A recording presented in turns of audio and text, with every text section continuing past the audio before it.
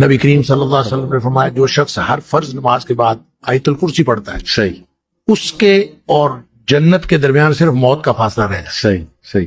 گویا یہاں سے اس کی آنکھ بند ہوئی اور اس کی آنکھ جنت میں کھل گئی. اللہ. تو جب ایسا ہے مومن کے لیے تو اس کی تو موتیں لگی ہوئی ہیں. اللہ تعالیٰ ایمان کے ساتھ لے جائے تو آنکھ جنت میں کھلنی ہے، چاہے آپ اس کو قبر میں دفنا کے آئیں اس کی آنکھ جنت میں کھل رہی ہے. اور اس کے لیے باقی سارے معاملات ایسے ہی ہیں جیسے جنتیوں کے VIP قسم کی اس کے ساتھ ٹریٹمنٹ ہو رہی ہوگی اور وہ مراحل کے اندر کسی کو کوئی پریشانی نہیں ہوگی. دیکھیں یہ جو دوسرا سوال یہ ہے کہ آیت الکرسی اور دعا جو ہے وہ فرضوں کے بعد مانگنا ضروری ہے یا سنتیں وغیرہ پڑھنے کے بعد انسان آیت الکرسی پڑھ لے اور دعا مانگ لے. اصل میں سوال کا تعلق اصل میں اس حدیث کے ساتھ ہے جس میں نبی اکرم صلی اللہ علیہ وسلم نے فرمایا، دو الگ الگ حدیثوں میں. ایک حدیث میں تو یہ ہے کہ جس شخص نے فرض نماز کے بعد آیت الکرسی پڑھی، یعنی جو پڑھتا ہے ہمیشہ، اس کے اور جنت کے درمیان صرف موت کا فاصلہ رہ جاتا ہے. جو ہی وہ فوت ہوا وہ ڈائریکٹ جنت میں چلا جائے گا. اللہ تعالیٰ ہم سب کو اس میں سے بنائے. ایک تو اس کا تعلق اس حدیث کے ساتھ ہے، اور دوسرا یہ کہ نبی کریم صلی اللہ علیہ وسلم نے جو دعا کی قبولیت کے اوقات بتائے ہیں اس میں ایک فرضوں کے بعد کا جو وقت ہے اس کو دعا کی قبولیت کا وقت بتایا ہے. تو ان دونوں حدیث سے تعلق رکھتا ہے یہ سوال کہ وہ جو دعا مانگنی ہے یا جو آیت الکرسی پڑھنی ہے، کیا وہ لازمی طور پر فرضوں کے فوراً بعد مانگنی اور فرضوں کے فوراً بعد آیت الکرسی پڑھنی ہے، یا بعد میں جو سنتیں وغیرہ پڑھنی ہوتی ہیں، انسان جب سنتیں پڑھ کے فارغ ہو جائے تو اس کے بعد پڑھ لے. تو کیا اس اصل میں بات یہ ہے کہ نبی کریم صلی اللہ علیہ وسلم کی ان دونوں حدیث میں صلاۃ المکتوبہ کا ذکر ہے، یعنی فرض نماز کی بات ہے. لہٰذا آیت الکرسی کے لیے بھی اور دعا کے لیے بھی ایک تو بات یہ ذہن میں رکھیں کہ اس کا تعلق فرض نمازوں کے ساتھ ہے. فرضوں کے بعد ہی آیت الکرسی پڑھنی چاہیے اور فرضوں کی بعد ہی دعا کرنی چاہیے. البتہ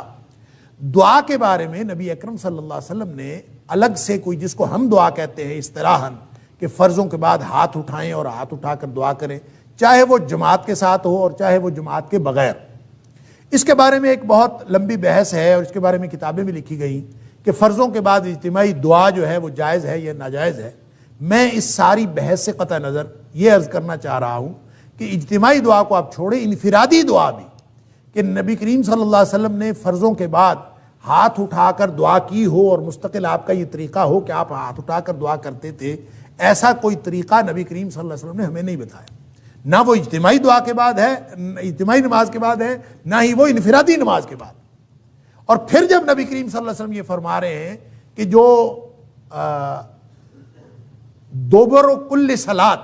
ہر نماز کا جو آخر ہے اس کے پیچھے جو ہے وہ نماز کے دعا کی قبولیت کا وقت ہے، تو یہ کیسے ہو سکتا ہے کہ نبی کریم صلی اللہ علیہ وسلم ایک بات ارشاد فرمائیں کہ وہ دعا کی قبولیت کا وقت ہے اور خود نبی کریم صلی اللہ علیہ وسلم سے ایسا کوئی عمل وہ موجود ہی نہیں ہے کسی صحیح حدیث میں کہ نبی کریم صلی اللہ علیہ وسلم ہر نماز کے بعد دعا مانگتے ہوں، ایسا کچھ نہیں ہے. تو یہ ایک سوال پیدا ہوتا ہے، اور اس سوال کا جواب یہ ہے کہ نبی کریم صلی اللہ علیہ وسلم کا معمول یہ تھا کہ آپ جو تشہد میں دعائیں مانگتے تھے، آخری تشہد میں درود شریف پڑھنے کے بعد، وہ دعائیں محدود نہیں تھیں جس طرح ہم نے محدود کیا ہوا ہے کہ ہم ایک دعا پڑھ لیتے ہیں یا دو دعائیں پڑھ لیتے ہیں اور ہم سمجھتے ہیں بس نماز میں اتنی دعائیں پڑھنی، اس کے بعد دعائیں نہیں پڑھنی. وہ جو دوبر کل صلات ہے یہ بھی اصل میں نماز کا آخر ہے، اور وہاں پہ جو دعا کی جاتی ہے وہ دعائیں مراد ہیں کہ جتنی بھی آپ وہاں دعائیں کریں گے وہ اللہ کے ہاں قبول کے درجے کو پہنچتی ہیں، یہ وعدہ ہے. لہذا اس کا مطلب لازماً سلام پھیرنے کے بعد نہیں ہے، سلام پھیرنے سے پہلے کی دعائیں، یا پھر وہ دعائیں نبی کریم صلی اللہ علیہ وسلم کا جو معمول تھیں، جو نبی پاک صلی اللہ علیہ وسلم ہر نماز کے بعد مانگتے تھے، جو صبح و شام کے خاص طور پر جو اذکار ہیں، اور باقی جو دعائیں ہیں جو نماز کے بعد نبی کریم صلی اللہ علیہ وسلم کو معمول تھا، اور یہ نماز کی کتابوں میں، حدیث کی کتابیں موجود ہیں، آپ ان کو دعاؤں کو یاد کر لیں. اصل میں اس سے مراد وہ دعائیں ہیں جو نبی کریم صلی اللہ علیہ وسلم تسلسل سے اور ہمیشہ معمول کے مطابق مانگتے تھے. اس میں سے 4-5 دعائیں تو ایسی ہیں جو تشہد میں نبی کریم صلی اللہ علیہ وسلم کبھی قضا نہیں کرتے، ہمیشہ پڑھتے تھے. اور باقی اس کے علاوہ جو دعائیں ہیں وہ آپ اگر پڑھ لیں تو وہ بھی ٹھیک ہے، وہ بھی اسی کے اندر آئے گا. اور اگر آپ اس وقت دعائیں نہیں کرنا چاہتے، اس وقت 2-3 دعاؤں پہ اکتفا کرتے ہیں اور بعد میں دعا مانگنا چاہتے ہیں تو مانگ لیں۔ نبی کریم صلی اللہ علیہ وسلم کے فرمان کا مطلب بہرحال یہ ہے کہ فرض نماز کے بعد دعا کی قبولیت کا وقت ہے، آپ اگر اس میں سے کوئی طریقہ اپنا لیں، چاہے انفرادی طور پر آپ بیٹھ کے بغیر ہاتھ اٹھائے دعا کریں وہ بھی درست ہوگا، اگر آپ ہاتھ اٹھا کے دعا کر لیں وہ بھی درست ہوگا، اگر آپ کبھی اجتماعی طور پر ہاتھ اٹھا لیں، کسی نے کہہ دیا کہ دعا کر لیں تو اس میں بھی کوئی حرج نہیں ہے، کیونکہ ان میں سے کوئی بھی طریقہ نبی اکرم صلی اللہ علیہ وسلم نے خاص نہیں فرمایا۔ البتہ خاص معمول نبی کریم صلی اللہ علیہ وسلم کا وہی ہے جو عام معمول تھا، اس کو اپنانا ضروری ہے۔ اس کے علاوہ اگر کوئی شخص دعا کرنا چاہتا ہے وہ کسی بھی طرح دعا کبھی کر لے تو اس میں کوئی حرج نہیں ہے، لیکن اس کو نبی کریم صلی اللہ علیہ وسلم کا مسنون طریقہ سمجھ کے نہ کرے، اس لیے کہ سنت ثابت ہوتی ہے حدیث صحیح سے۔ حدیث صحیح نہ ہو اور صحیح حدیث سے نبی کریم صلی اللہ علیہ وسلم کا عمل ثابت نہ ہو تو اس سے سنت ثابت نہیں ہوتی۔ لہٰذا جو ہماری بہن نے سوال کیا ہے اس کا جواب یہ ہے کہ جو دعا مانگنی ہے وہ چاہے آپ تشہد میں مانگیں سلام پھیرنے سے پہلے، چاہے اس کے بعد مانگیں، اور چاہے آپ ہاتھ اٹھا کے مانگیں، چاہے ہاتھ اٹھائے بغیر مانگیں، لیکن بہرحال یہ جو دعا کی قبولیت کا وقت ہے یا آیت الکرسی پڑھنے کا وقت ہے یہ فرضوں کے بعد کا ہے، جو قبولیت کا وقت بتایا گیا ہے یہ سنتوں کے بعد کا نہیں ہے۔ بہرحال دعا تو کسی بھی وقت مانگی جا سکتی ہے۔ اللہ تعالی ہم سب کو درست طرز عمل کی توفیق عطا فرمائے۔ واللہ اعلم بالصواب۔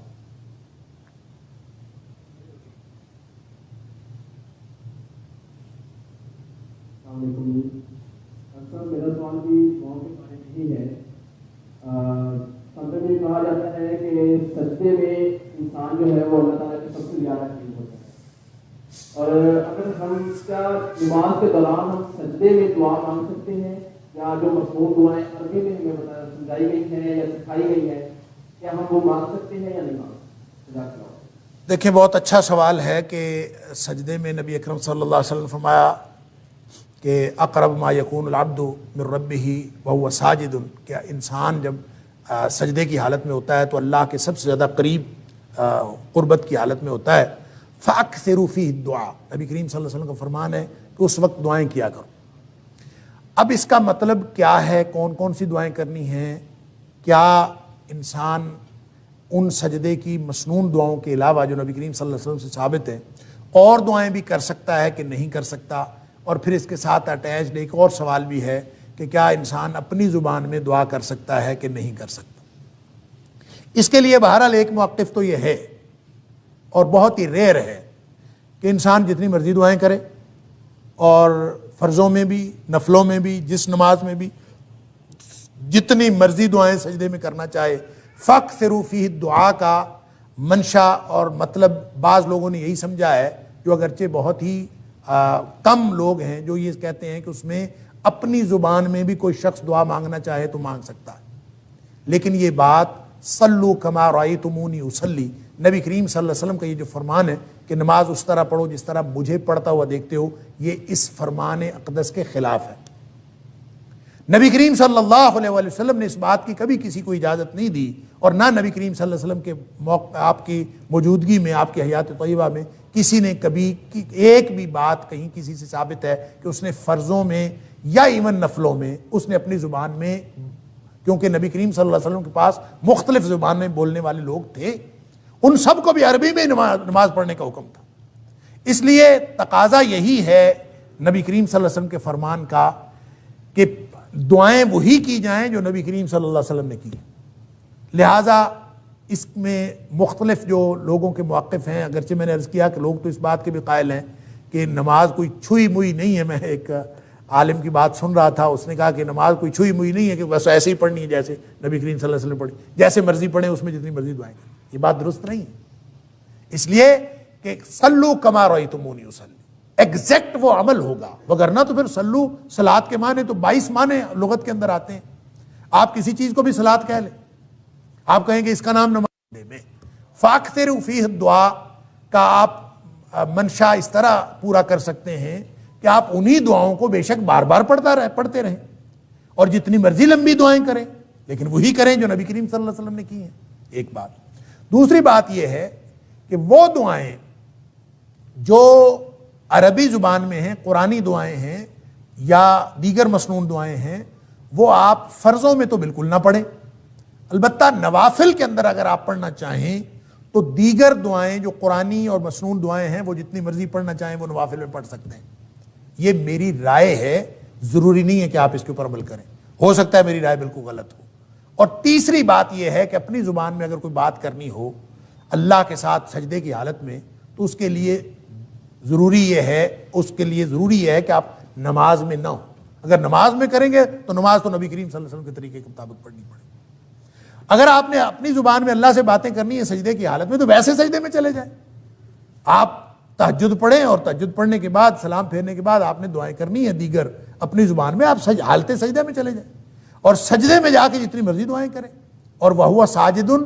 وہ آپ اس کیفیت میں ہیں, سجدے کی حالت میں ہیں اور اللہ سے اس کیفیت میں یہ اسی طرح سے ہے جیسے ہاتھ اٹھا کے اللہ کے رسول صلی اللہ علیہ وسلم فرمایا کہ جو شخص ہاتھ اٹھا کے دعا کرتا ہے اللہ تعالیٰ فرماتے ہیں کہ مجھے شرمندگی محسوس ہوتی ہے کہ میں اس کو محروم کروں جو دعا وہ ہاتھ اٹھا کے مانگ رہا ہوتا ہے. اسی طرح سجدے کی حالت میں تو آپ وہ حالت پوری کر لیں, سجدے میں چلے جائیں اور سجدے میں جا کے جتنی مرضی دعائیں کریں. لہذا 3 کیفیات ہو گئیں. فرض کے اندر صرف وہ مسنون دعائیں جو نبی کریم صلی اللہ علیہ وسلم سجدے اور رکوع میں کرتے تھے وہی پڑھی جائیں. نوافل کے اندر دیگر مسنون دعائیں اور قرآنی دعائیں بھی پڑھی جا سکتی ہیں. اور اگر اپنی زبان میں دعائیں کرنی ہوں تو اس کے لیے آپ ویسے بغیر نماز کے حالت سجدہ میں چلے جائیں اور دعائیں کریں. یہ 3 کیفیات ہو سکتی ہیں. اور اگر آپ سمجھتے ہیں کہ اس طرح بھی دعا نہیں کرنی, کوئی اور طریقہ آپ سمجھتے ہیں تو کر لیں. نبی کریم صلی اللہ علیہ وسلم سے وہ مسنون دعائیں جو منقول ہیں اس کے علاوہ کوئی دعائیں پڑھنا سجدے کی حالت میں کسی صحیح حدیث میں میرے علم میں نہیں ہے, اور نہ یہ کہ آپ نے کسی کو اجازت دی ہو. لہٰذا آپ یہ کر سکتے ہیں کہ فرضوں میں تو کوئی اور دعا نہ پڑھیں, نفلوں میں دیگر دعائیں مسنون پڑھ سکتے ہیں اور بغیر نوافل, بغیر فرائض کے, بغیر نماز کے ویسے سجدے میں جا کے اپنی زبان میں کر سکتے ہیں. نماز میں اپنی زبان میں نہیں پڑھ سکتے. واللہ اعلم بالصواب.